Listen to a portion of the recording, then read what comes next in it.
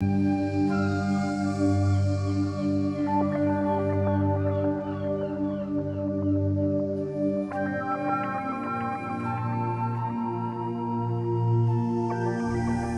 so my journey continues, westward ho to Ireland on the Holyhead ferry, following the route of empire across the western seas.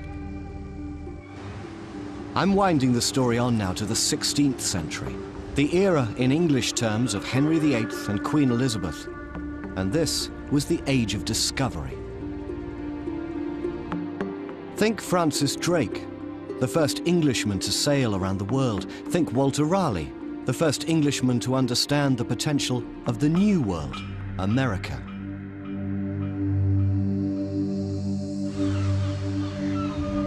I think what happened in the 16th century was that for the very first time we became aware of ourselves as an island race. And with that came a sense not of looking in, but of looking out. We sensed now that the sea was a part of our destiny, and ships would be not just the means of our very survival. Think the Spanish Armada. Ships would be the means by which Englishness would be carried abroad, English seeds blown on the wind, taking root in fresh and virgin soil. You look at a map of the east coast of America. New York, New England, New Hampshire. This was how the empire began, with small parties of emigrants crossing the oceans, planting themselves and Englishness in foreign lands. And what was the word used to describe these new colonies? Plantations. To explore this idea of plantation, I'm crossing not to America, but to Ireland, where the concept of plantations first emerged. In the 16th century, in the reign of Elizabeth I, English colonists arrived in Ireland with grants to settle this land. The plan was that here, in what they saw as barbarous Ireland, civilized Englishness would take root.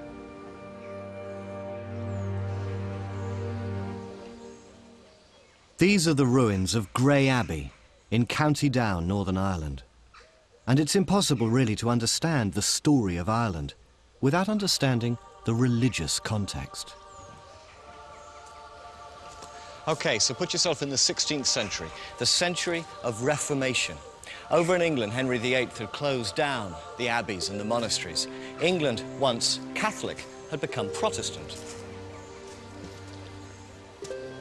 Now, in theory, ever since the Norman times, the kings of England were overlords here in Ireland. They had garrisons all across this land.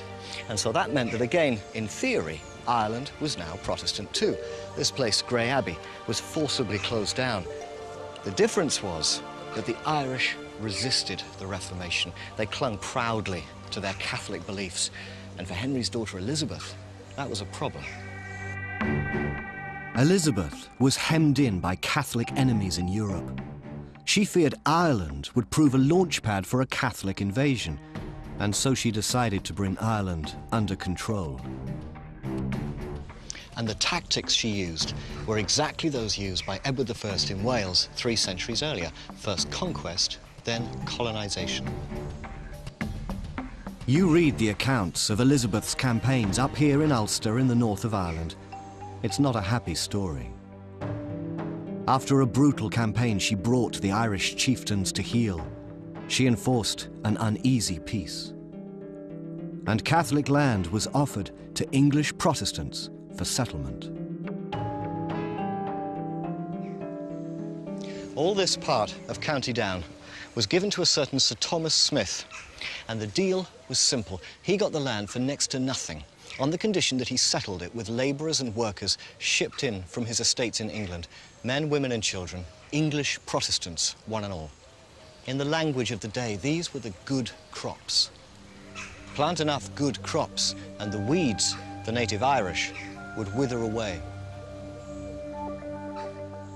What's frightening is to compare what happened here in Ireland with what happened across the Atlantic on the east coast of America.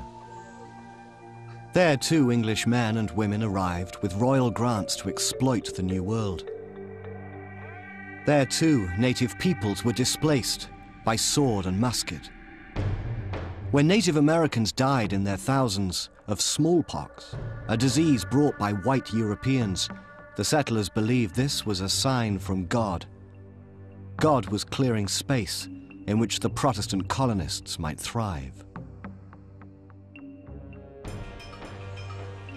The fact is, here at least, the English got their comeuppance. A rebel Catholic chieftain, a man called Brian O'Neill, actually torched this abbey to stop Smith's party taking shelter here. He hounded them to the very walls of Carrickfergus Castle, where they had to beg protection from the royal garrison. But you can't hold back a flood. And in the century that followed, Protestants came here in their tens of thousands, protected by the crown, then later by the armies of Oliver Cromwell.